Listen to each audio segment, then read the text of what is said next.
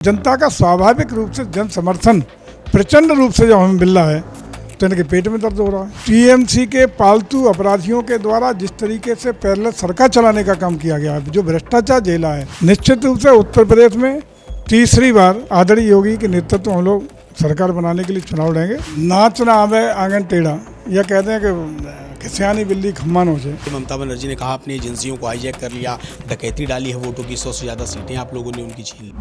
5 राज्यों के विधानसभा चुनाव आने के बाद एक तरह से एक अलग ही सियासत छिड़ी हुई है। पक्ष और विपक्ष में आरोपों प्रत्यारोपों का दौर शुरू हो गया है। इसी मुद्दे पर बातचीत करने के लिए हमारे साथ योगी सरकार में मंत्री जयवीर सिंह जी हैं। राहुल गांधी ने एक बड़ा आरोप लगाया पोस्ट करते हुए, वो कह रहे हैं कि कभी आप लोग सीटें चुरा लेते हैं वोट करके, कभी पूरी सरकार। वहीं अखिलेश यादव कह रहे हैं कि ये पूरा जो जनादेश है बंगाल का, वो मनमर्जी से निकाला गया है। देखिए, नाच ना आवे आंगन टेढ़ा, यह कहते हैं कि सियानी बिल्ली खम्मा नोचे। ये हाल इन लोगों का हो गया है।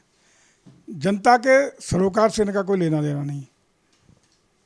लोगों के लिए लोक कल्याण, जन कल्याणकारी योजनाएं हों या विकास की योजनाएं हों, धरातल पर पारदर्शिता पहुंचाने का इनका कोई सरोकार नहीं। चिल्लाते ये हैं कि भाजपा को आखिर इतना जनता का समर्थन कैसे मिल रहा है। अरे जब जनता की सेवा नहीं करोगे, भारतीय जनता पार्टी वो पार्टी है जो जन सेवा कर रही है, जन कल्याणकारी योजनाओं को पहुंचा रही है, विकास दे रही है, लोगों का मान सम्मान और देश का गौरव बढ़ाने का काम कर रही है। हमारा लक्ष्य है कि 2047 तक हम विकसित भारत कैसे खड़ा कर पाएँ। तो जनता का स्वाभाविक रूप से जन समर्थन प्रचंड रूप से जब हमें मिल रहा है तो इनके पेट में दर्द हो रहा है। आप जिसे जन समर्थन बता रहे हैं उसे ममता बनर्जी ने कहा अपनी एजेंसियों को हाईजैक कर लिया, डकैती डाली है, वोटों की 100 से ज़्यादा सीटें आप लोगों ने उनकी छीन ली। देखिए, जनता ने लंबे समय तक, जो बंगाल की जनता ने अराजकता झेली है, तुष्टीकरण झेला है, सनातन का अपमान झेला है, गुंडे झेली है,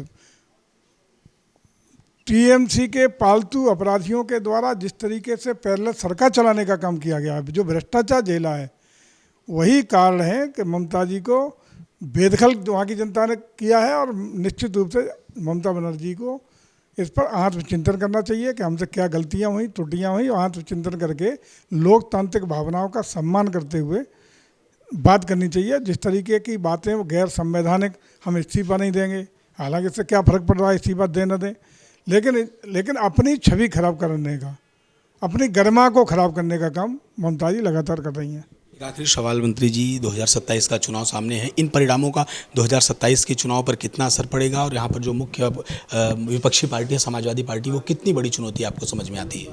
कोई चुनौती नहीं है। ये देख लिया बंगाल में, उत्तर प्रदेश ने, पूरे देश ने देखा है।